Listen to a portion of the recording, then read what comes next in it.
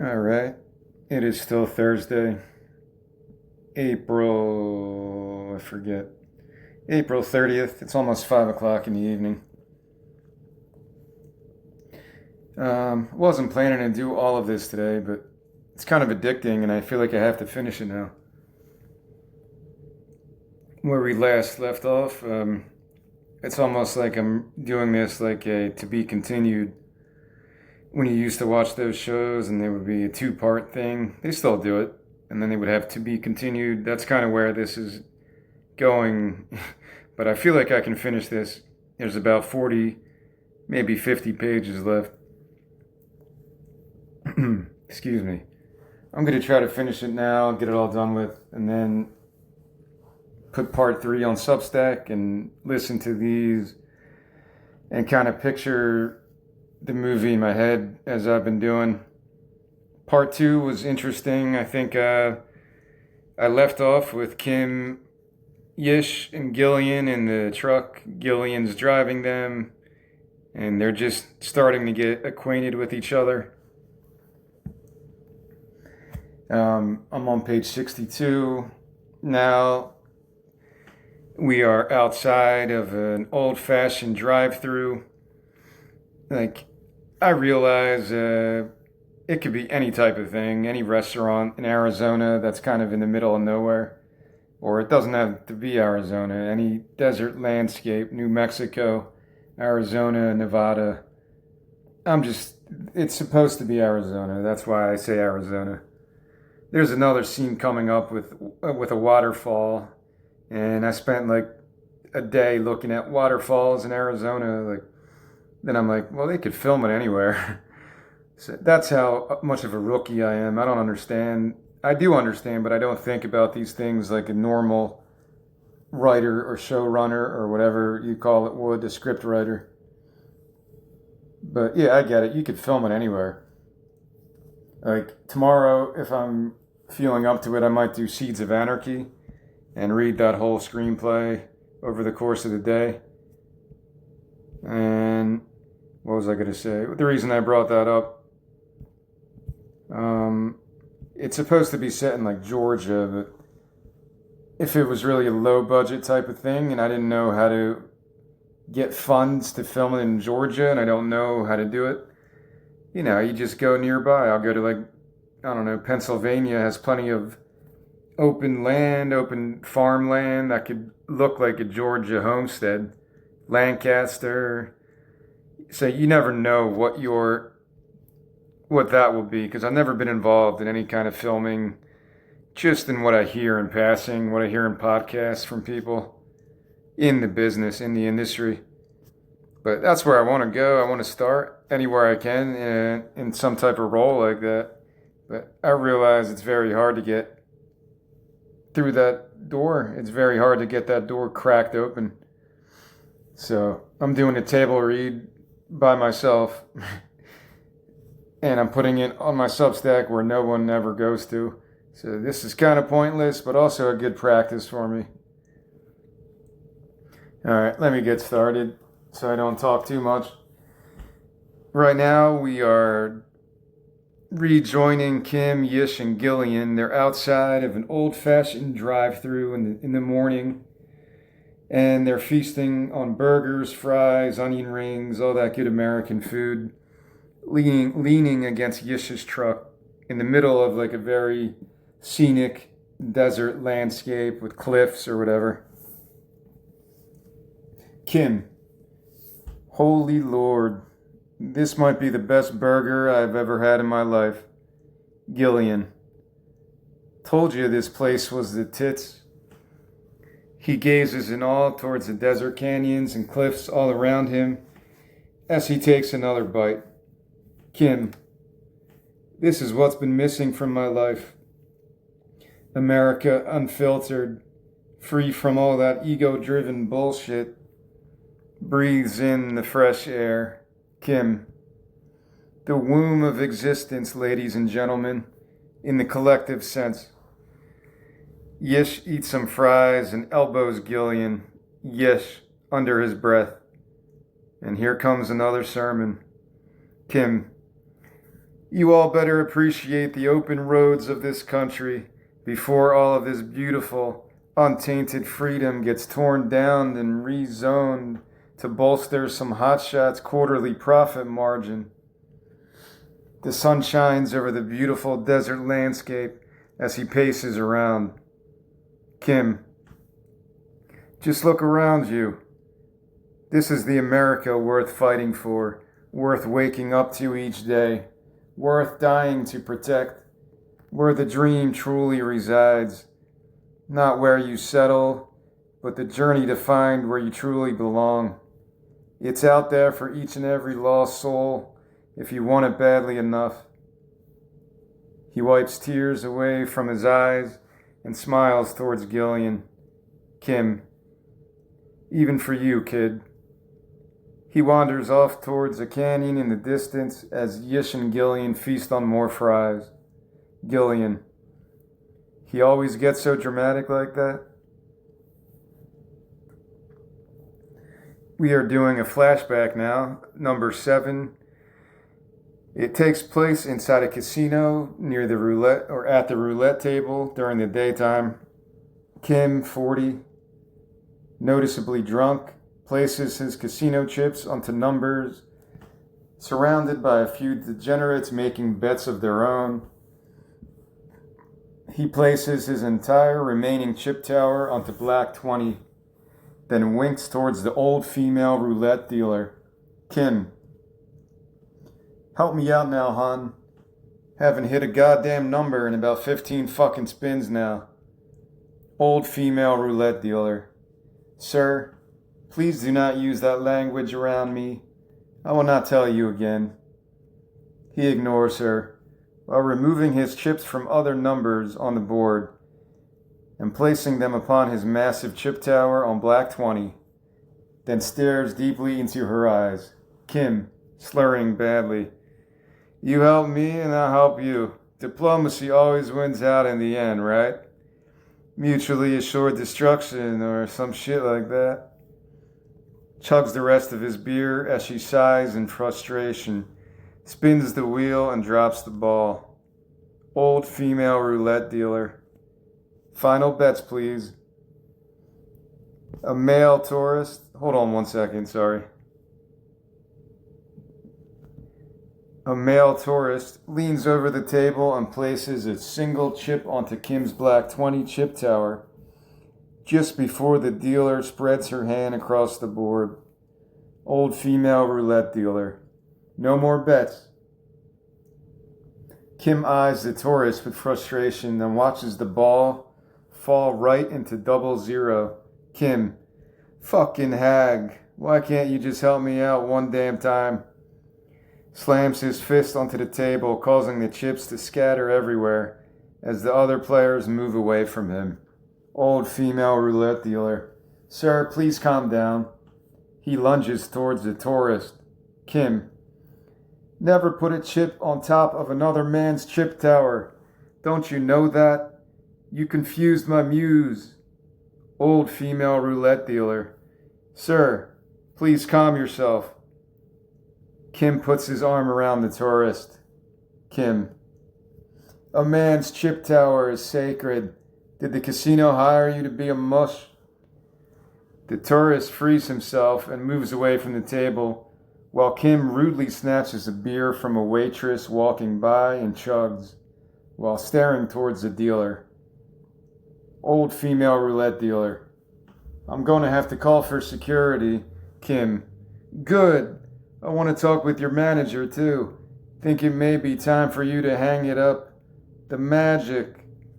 Chugs the rest of the beer and another one nearby. Kim. Is long gone. Flinging balls all day must have given you that carpal tunnel by now. She motions for the pit boss, who walks over with 2 security guards, while Kim bends down underneath the table and inspects. Kim. You got magnets under here? 16 fucking spins in a row, no juice. What are the odds on that? The guards grab Kim aggressively from behind while he clumsily bangs his head on the table. Kim. A man's chip tower is sacred. Moments later, this is a new scene now outside the casino. Same time, moments later, the two security guards push Kim out the door, violently toss him onto the pavement, then walk back to the entrance. Kim: easy, you goons. I have a circulation thing. He stumbles towards Yish, 5. So this is Yish as a 5-year-old. I don't think I mentioned that. So Kim is probably in his 50s at this point. Or even younger than that, sorry. He stumbles towards Yish, 5, who plays with action figures with a senior woman seated on a bench. Removes a Velcro strap from Yish's ankles, which confined him to the bench leg, then carries him into the parking lot, while Yish waves bye to the senior woman. Kim: sorry, kid. Guess my muse isn't quite awake yet. Yish plays with his action figures on top of his shoulders. Kim: don't worry, she'll come calling one of these days. So that's the end flashback number 7. It's a little scene just to show the childhood of Yish and some of the crazy stuff. That's pretty interesting on film, I think. So now we return to the canyon where we last left them. It's a canyon cliff. A little bit later, after eating all the food, Kim stands at the edge of a high cliff, staring down in total desperation as Yish and Gillian enjoy the scenery nearby, drinking their sodas. Yish: Kim? Kim: stay back. Yish: you can't keep doing this. Kim: just stay back. I'm really gonna do it this time. More poetic here, surrounded by these ancient canyon spirits. Yish: no, you're going to step back and come to the truck with us. Let's grab another burger. What do you say? Yish walks towards him. Kim: stay back, I will jump, goddammit. Yish: actually, I think you're full of shit. He sits down in the dirt, cross-legged. Yish: go ahead then, jump. I'll sit here and watch you plummet. It will save me the trip to Agatha's. Go on, live out your poetic end. Kim inches out farther off the edge, then falls backwards to safety, rolling around in a manic fit, his loud wails echoing through the canyons. Kim: can't even end myself. I'm useless. He grabs Yish's hand and rises to his feet. Yish: you're not useless. You just need a new beginning. Wipes dirt off his clothes and walks away, completely dejected. Kim: wait until you're 70, with used up organs and corroded mental capabilities. Then try to convince yourself of that. Alright, so that's another scene reminiscent of the bridge scene where he was going to jump off the bridge. In the beginning of writing this script, I was going to put like multiple, even like 3 or 4 of those type of situations, but it just didn't fit. I figured 2 was a good way to demonstrate kind of his mental instability. All right, so now we're inside Yish's truck soon after that. The sun sets as Yish drives down a desolate desert road, Gillian in the passenger seat, Kim drooling in the back, cuddled in the fetal position. Group morale at an all-time low. Gillian: old man gonna be alright? Yish rubs the nicotine patches on his arms anxiously. Yish: don't worry. He's tougher than he looks right now. Alright, now we go to a flashback again, number 8. This is inside of a prison visiting area in the daytime. Yish is 14. And we enter the scene on him twiddling his thumbs nervously. He's seated at a table. as a male prison guard escorts Kim, who's in his 50s, through a gate. So this is Kim, the version in his 50s, and Kim takes a seat across from Yish as the security guard stands nearby to supervise. Excuse me, Kim. Hey, son. Yish struggles to make eye contact. Kim. Where's Agatha? Yish. I took the bus here. Kim. How is she? Yish. Fine. Kim.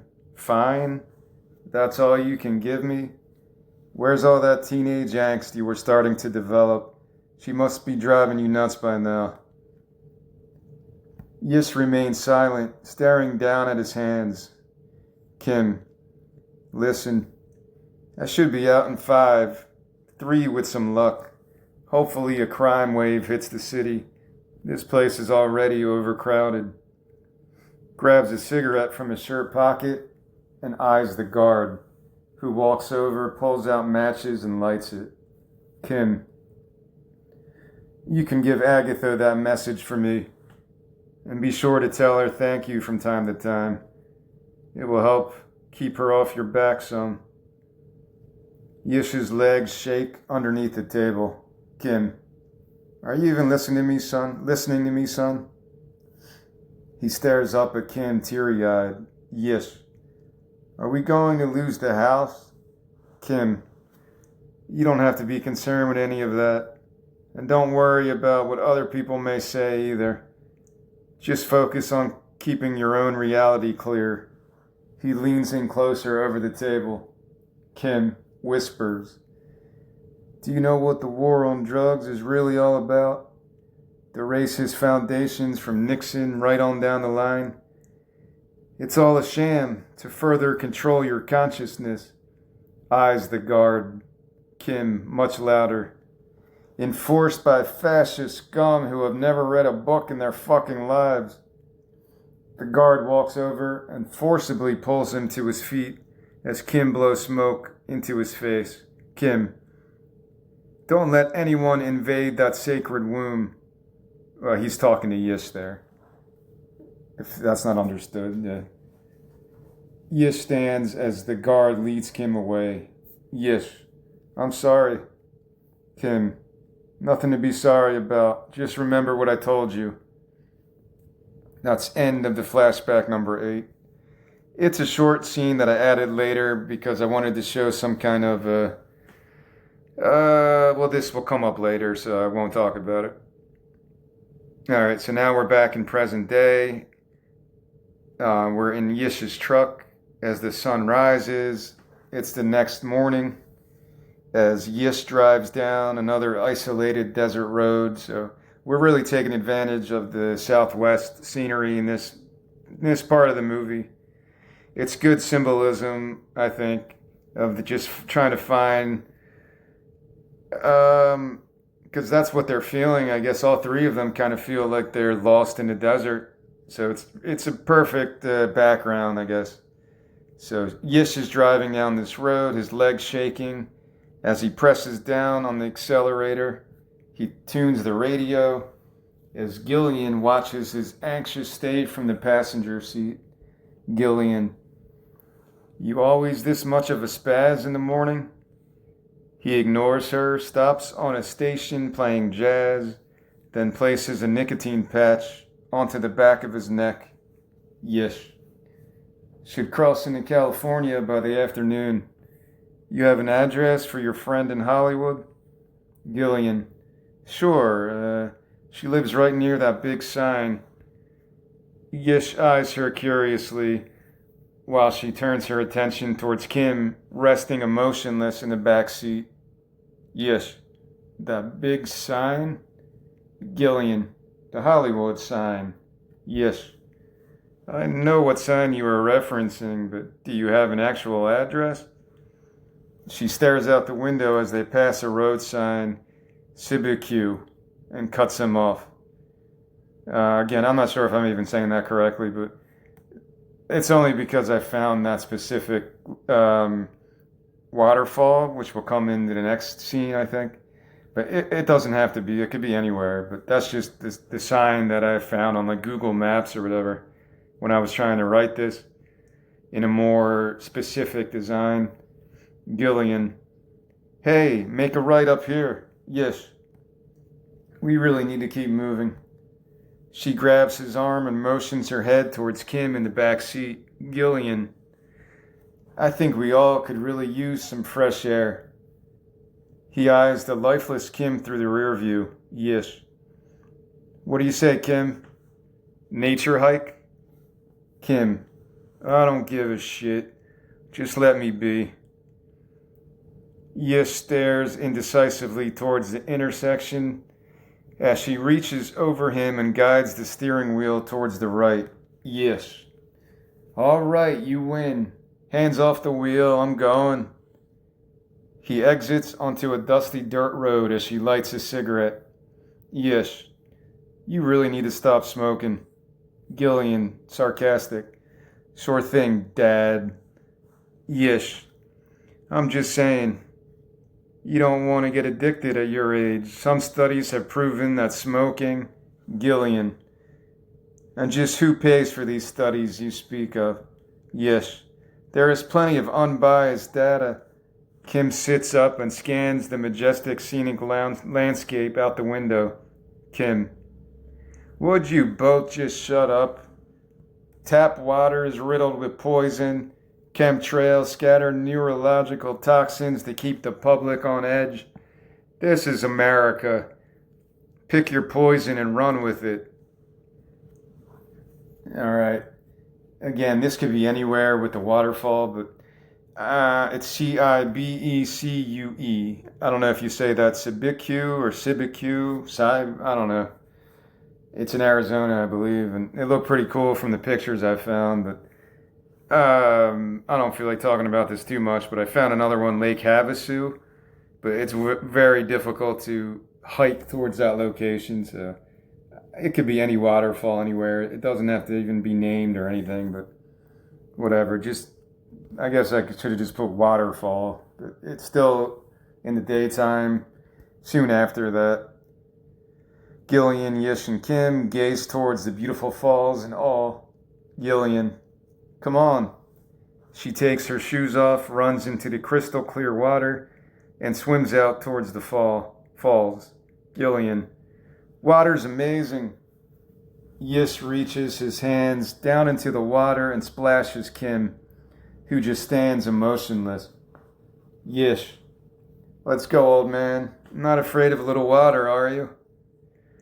He takes his shoes off and walks into the pool, where he and Gillian splash Kim mercilessly as he remains stoic with his eyes shut. A few tourists walk by and glare curiously towards him as more water splashes onto his face. He opens his eyes, stares towards them, then points his thumb towards the pool. Kim, just my dumbass son and some thieving runaway and soon-to-be prostitute.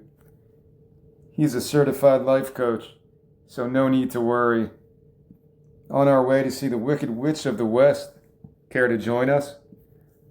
The tourists fast walk away from him as Gillian swims over and splashes more water onto his face.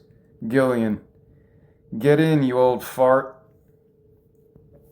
Sunlight shines on the Kim's face as a smile forms. Kim, all right, you little bastards. You want to go to war? We'll go to war. He backs up, sprints, then cannonballs into the water. Playfully dunks Gillian's head, then wrestles with Yish, his eyes now beaming with renewed life. She jumps on his back, and they both fall backwards, laughing like children. All right, now we move to a time cut later in that day. Kim, with his hair soaked, he picks some dark red mushrooms with white spots in a nearby field. Like, I don't know if magic mushrooms exist in Arizona near waterfalls. I might have done a little bit of research, but not a lot, but it doesn't matter. Kim quietly speaking to the mushrooms. Hello, my magic friends. Kim takes a bite from a mushroom, chews, then walks towards the falls, where Yish and Gillian dry off in the sun. Kim: we are in the realm of elven kings and queens. Yish: what the hell are you talking about? He holds out the mushrooms he foraged. Kim: this is certified elven territory. Yish and Gillian laugh. Gillian: your brain get fried? Kim: your generation ceded all rights to your imagination long ago. Tosses a few mushrooms towards them. Kim: just what the doctor ordered. She takes a small bite, just as Yish grabs the mushroom from her. Gillian: what the hell, man? She walks back towards the water. Gillian: you need it more than I do anyway.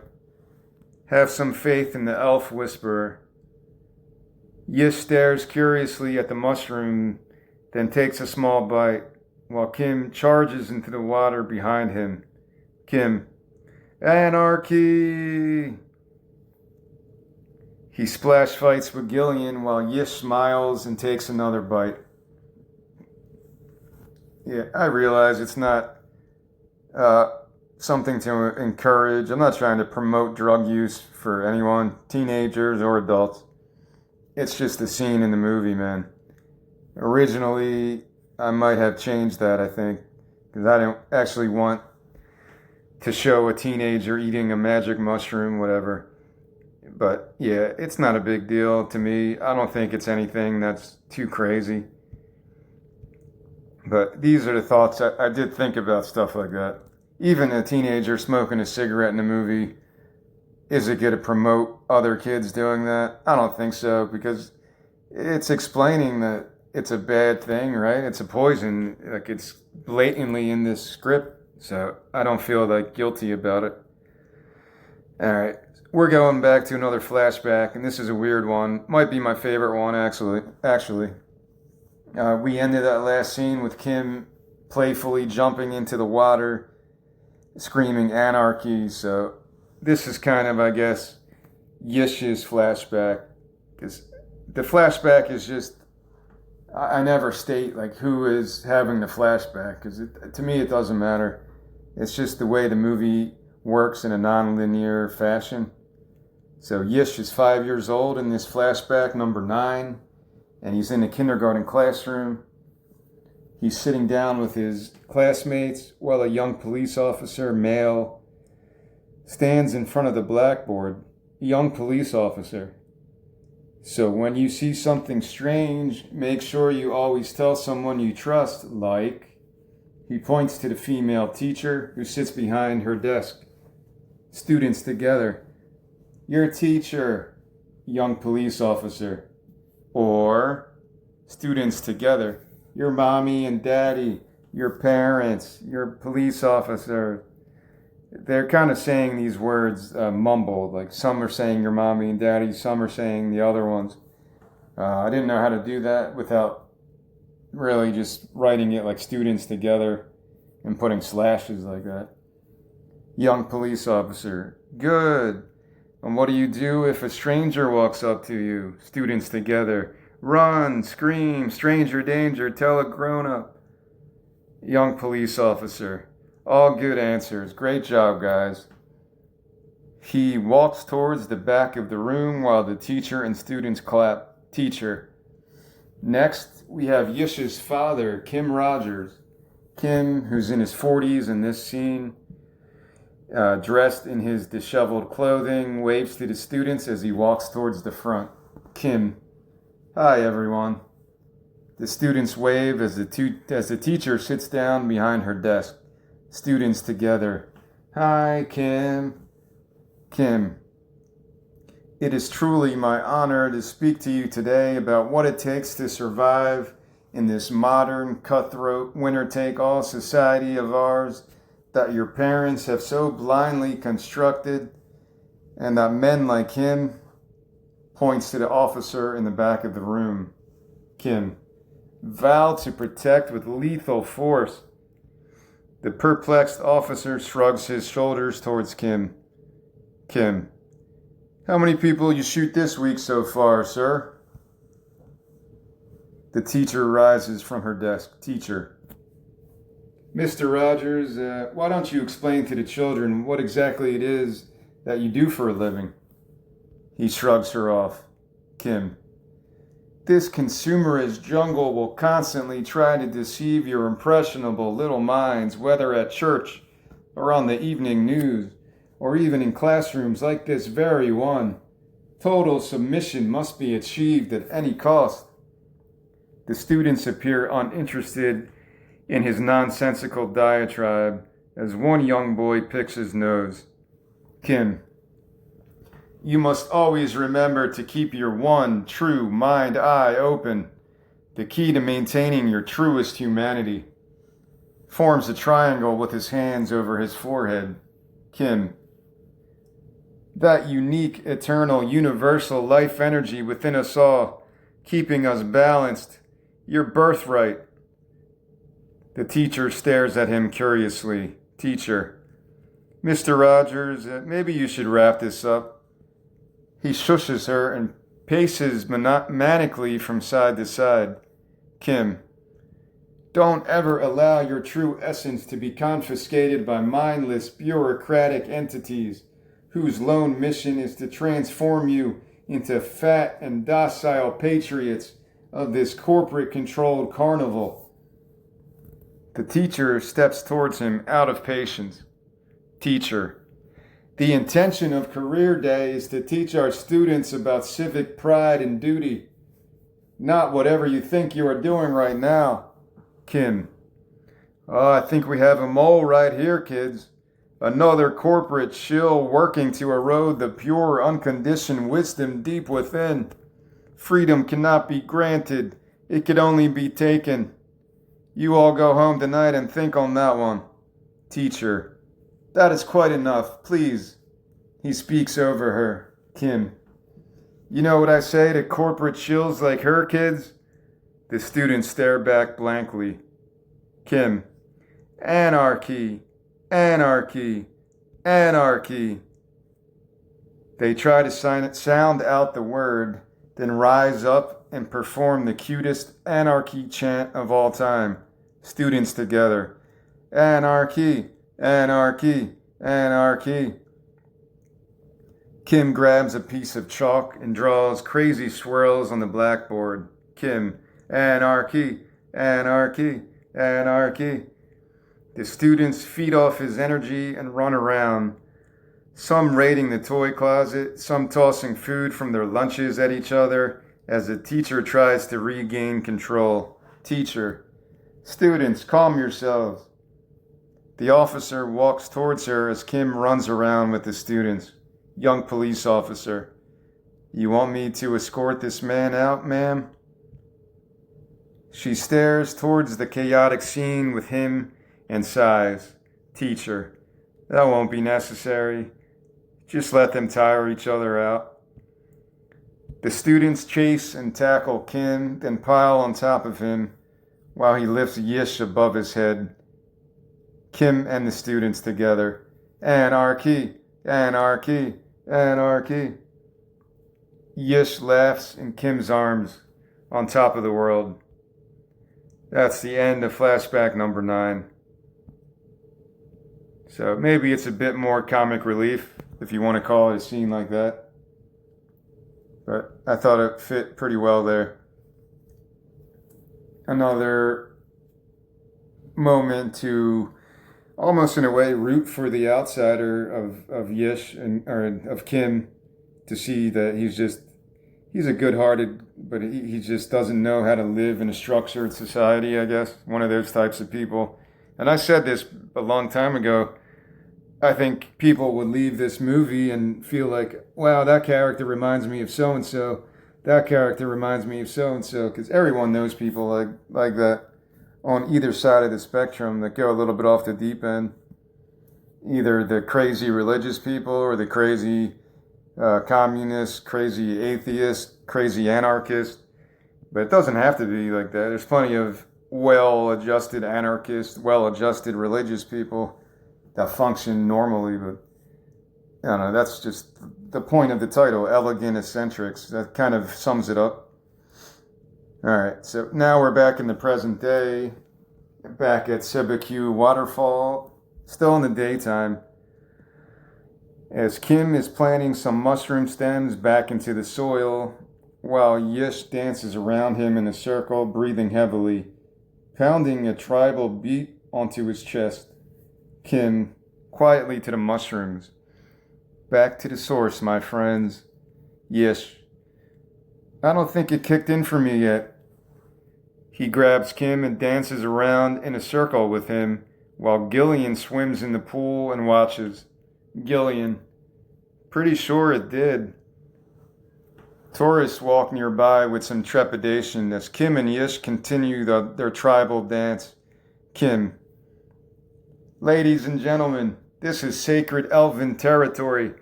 Please pay due respect. He runs into the water and swims towards the falls, while Gillian swims after him. Gillian. To the glory of the elves. Yish runs in the water and swims after them. Yish. Glory of the elves. They hold hands and float around in a circle. Kim. All hail ye, elven kings and queens. They chant in their own made-up elven language like children reclaiming their lost imaginations. So, yeah, I wanted to have a scene like that. Around this time, probably, I was really into Terence McKenna and some of his machine elf types of talks. So I definitely stole that from Terence McKenna and his experiences with psilocybin and other stuff. I'm not trying to promote it because I've never done it myself. I took mushrooms once in high school, but it didn't do anything. I think it was just my friends fucking with me. They were probably just normal shiitake mushrooms or something. I don't think it really had any effect. I just laid on someone's car and stared at the stars all night. So I don't know. I don't know what it's like to trip like that. All right, so now we're back. So I'm definitely not promoting it or anything like that. I don't think I'm not the right person to really talk about it because I don't have the experience of doing any of that stuff. All right, so now we are returning a bit later as the sun sets in the same location, the waterfall, right around there, as Kim and Yish are sitting against the rocks and Gillian naps in the shade. The sun's setting, so it's like a real picturesque type of atmosphere. And Yish begins the dialogue. Remember the night of your arrest? Kim. Vaguely, but yeah. Yish. It was me who called the cops on you that night. His eyes water, years of guilt spilling out. Yish. I didn't know you would get in that much trouble. I was just a dumb kid, a really dumb kid. Kim. Stop with the waterworks. I always figured it was you. Yish. I put you in jail. Kim. You did what was best for the both of us, whether you realized it or not at the time. Probably would have gotten you killed eventually with all my insanity. Yish wipes his eyes. Yish. Agatha's will be good for you. It's a nice community. I'm not sending you to prison again. Kim. Let's just enjoy the freedom around us right now. He rises and stares towards the sky. Kim. In a few days, you'll be back home coaching lost rich folk who probably need a solid kick to the groin to wake their pretentious asses up. And I'll be returned to that eternal, life-affirming anarchy that spreads out within each of us from birth, diminished with each passing moment, stardust to stardust. Walks into the water and gazes out towards the falls. Kim. The elves told me so. All right, now we're going to cut to later in that night. We're in Yish's truck as they're driving through darkness. And Gillian is seated in the passenger seat while Kim whistles the melody to Somewhere Over the Rainbow in the back seat. Yish. You sure you want to join us for this? I can drive you. I can drive to your friend's place first. Gillian. Made it this far with you two nutbags. Might as well meet this crazy Agatha you keep going on about. Kim. Get out while you still can. She'll suck up your entire life force. Kim whistles the melody to Ding Dong, the Witch is Dead. Gillian. Plus, I made that whole friend in Hollywood thing up. I've just been going with the flow. Kim. Guess there are some legit free spirits mucking about in these modern times, along the foreboding yellow brick road of morbidity and mayhem. I said it before and I'll say it again. Gillian and Yish both roll their eyes. Gillian. Do you have to preach life lessons every single time someone completes a damn sentence? Kim. Hey, both of you should be taking notes whenever I open my mouth. You think I've made it this far in life without seeing some shit? And I mean the realest of the real shit. The type they don't teach in any of those institutions of consumerist social engineering. Run, rabbit, run. Nail that duplicitous diploma upon that braggadocious wall to showcase your omnipotent pedigree until your next colonoscopy comes back with some unflattering results. Yish grins towards Gillian. Yish. Didn't I say you reminded me of someone? Gillian. Bullshit. My cynicism is much more rational and life-affirming. Kim whistles more of Ding Dong, the Witch is Dead, while Yish and Gillian share a laugh. Alright, so now, I guess you could call this the beginning of the third act. So far it's been solely a road trip movie, and now we're entering California, and the third act of this movie, I'm on page 81 right now, so it's about the last 25, 30 pages, I believe. I think this is about 110 pages long. So this is outside and inside Agatha's home that night as they finally make it to Agatha's home in California. Yish rings the doorbell, then turns back towards Gillian, who stands next to Kim. Yish. Promise not to swipe anything. She hesitates, then concedes. Okay, I promise. Kim shoves him gently from behind. Kim. Don't be pressuring her like that. If she wants to steal something, let her steal. Agatha opens the front door as Yish, Gillian, and Kim stand frozen. Agatha. You came this far. Might as well take that last step. They step in as Yish kisses her on the cheek. Yish. You look great, Aunt Agatha. This is Gillian. Gillian. I robbed these idiots a ways back, and am now supposedly headed for a destitute life of prostitution. Agatha. Oh, dear. Don't go putting yourself down like that. You are a beautiful young woman, with a lot of undeveloped promise, I'm sure. Kim and Agatha shake hands rather coldly. Kim. Sorry about Ricky. He was a good man. Agatha. That he was. They eye each other up and down. Agatha. What has it been now? Almost 5 years? Kim. Still got the battle wound. He moves his hair away from the top of his scalp, showing a long scar, as Agatha appears embarrassed. Agatha. Oh, stop it with your foolishness. She nudges Gillian.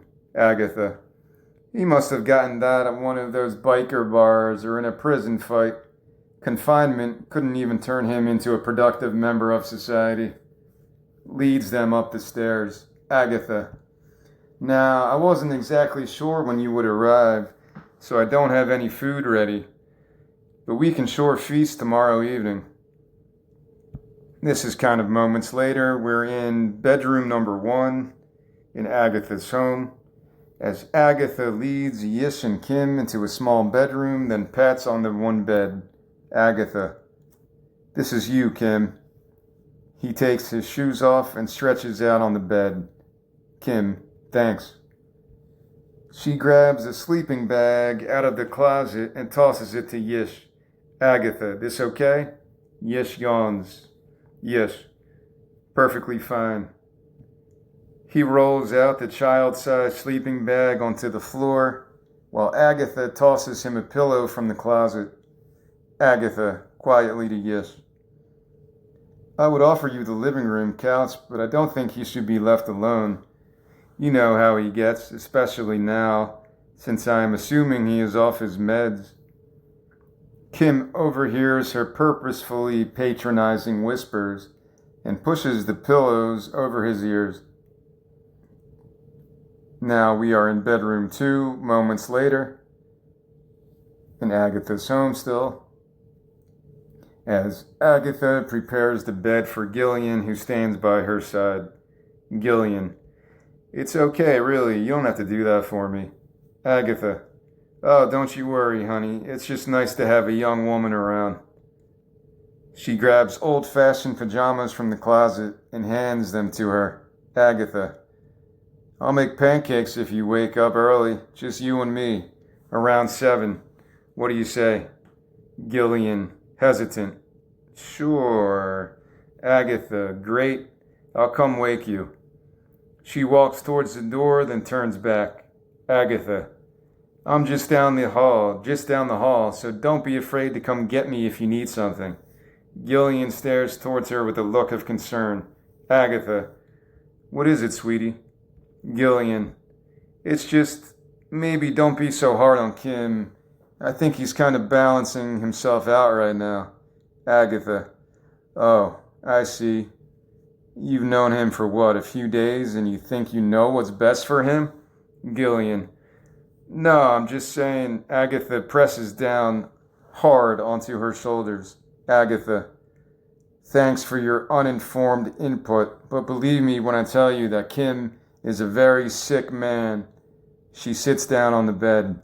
Agatha, everything with him is about non-conforming to this and freeing your mind from that until eventually you end up alone and completely numb inside, unable to make any practical decisions for yourself. Fluffs a pillow aggressively. Agatha, he's a social blight. Do you know what that means? Gillian, yeah, I think so. Walks towards the door.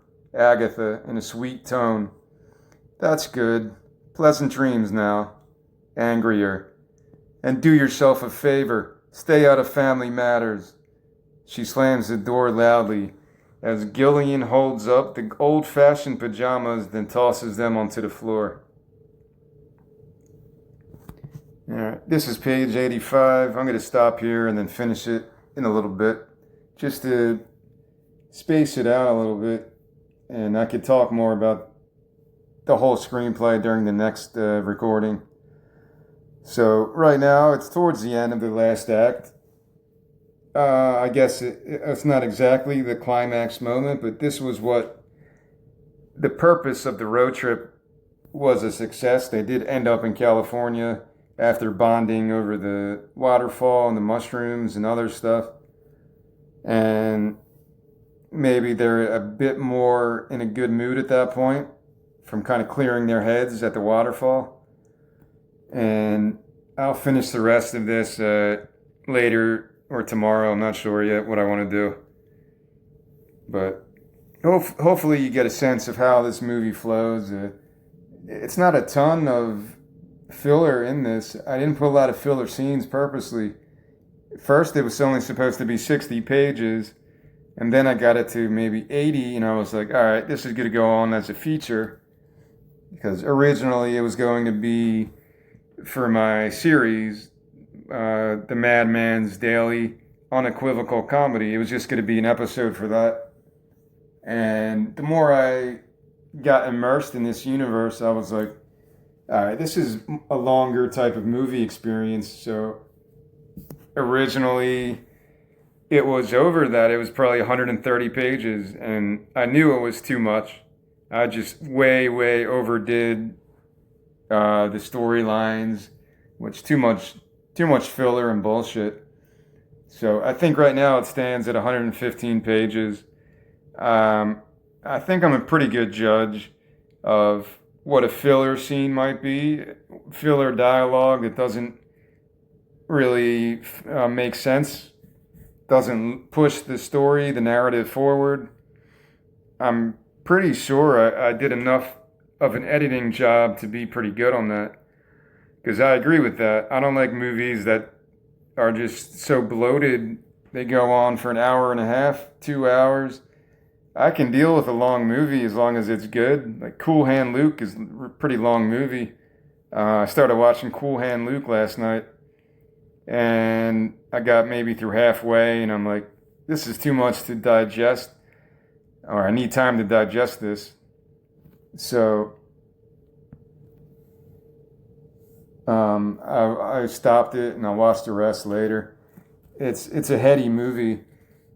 This movie is not really like that.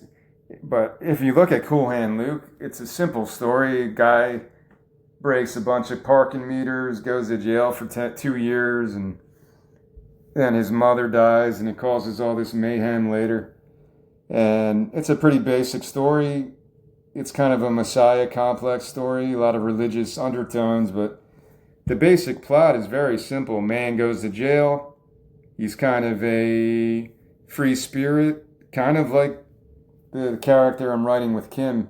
There is a little bit of a merging, I think. I don't think I had Cool Hand Luke in my mind, but as an example, that fits pretty well. It's a simple movie about going to jail because you broke the law, and then dealing with that type of authority. But it's really just about living, whether you're just out of prison or in prison. There's always a context of a prison, whether it's within your mind or because you live in a certain social surrounding. Certain things you're not allowed to say or do because society at large says not to, that this is taboo. Might not get you put in jail, but there's always that type of a box that people put themselves in terms of identifying themselves or other shit. So yeah, Cool Hand Luke is a good example. Maybe that's why, well, it was the reason why I decided to do this. While watching Cool Hand Luke last night, I was like, I should get back into maybe reading my script out loud. Well, I never really tried it before, just to see as an experiment if it's going to be helpful to how I see this story, and it would be a way to better sell this product to a production company, because it's a very simple plot. Cool Hand Luke must not have had that much production cost. It's just one location. You know, there's a church at the end, if I remember correctly. But it's basically a prison yard, wherever they filmed it in California.